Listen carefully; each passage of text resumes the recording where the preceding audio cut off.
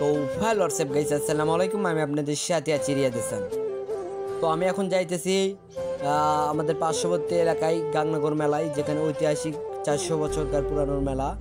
তো সেই মেলা যাওয়ার উদ্দেশ্যে আমরা রওনা দিচ্ছি। সেই জন্য আমাদের একটা ছেলে, মানে আমার বন্ধু, সে এখানে সারা পড়ছে, ওই জন্য তাকে আমরা নিতে যাচ্ছি এই মাঠে। এখানে খেলতেছে ক্রিকেট, তো তাকে নিয়ে আমরা এখন যাচ্ছি মেলার উদ্দেশ্যে। সেই জন্য আমরা গাড়িতে উঠলাম, গাড়ি থেকে আমরা মেলার উদ্দেশ্যে রওনা দিলাম।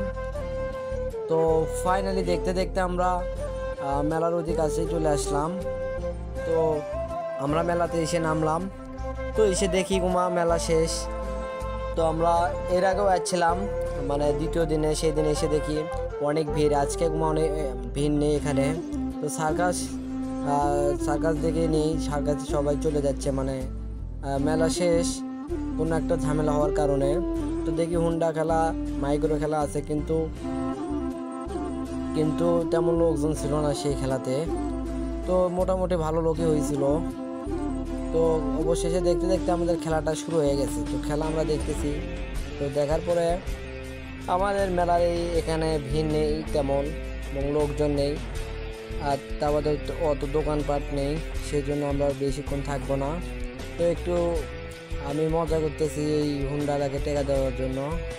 তো 2-3বার এসে মিস করলো, মানে টাকা নিতে হতে পারছে না।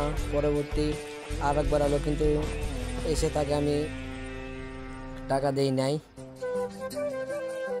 তো টাকা দেই নাই কারণে ছেলেবেলে একটু আমার উপর রাগ করেছিল যে এরকম বেয়াদবি কেউ করে। তো পরে ফাইনালি দেখতে দেখতে 20 টাকা তো নিয়ে নিলই। পরবর্তী দেখি মাইক্রো খেলা শুরু করলো। মাইক্রো খেলা শেষে আমরা এখন বাইরে বাড়াইছি। তো আমরা এই মেলাতে দোকানপাট লোকজন না থাকার কারণে বেশি কিছু আর করলাম না। তো একটু খাওয়া দাওয়া করলাম, করার পরে আমরা বাড়ি যাওয়ার উদ্দেশ্যে রওনা দিলাম।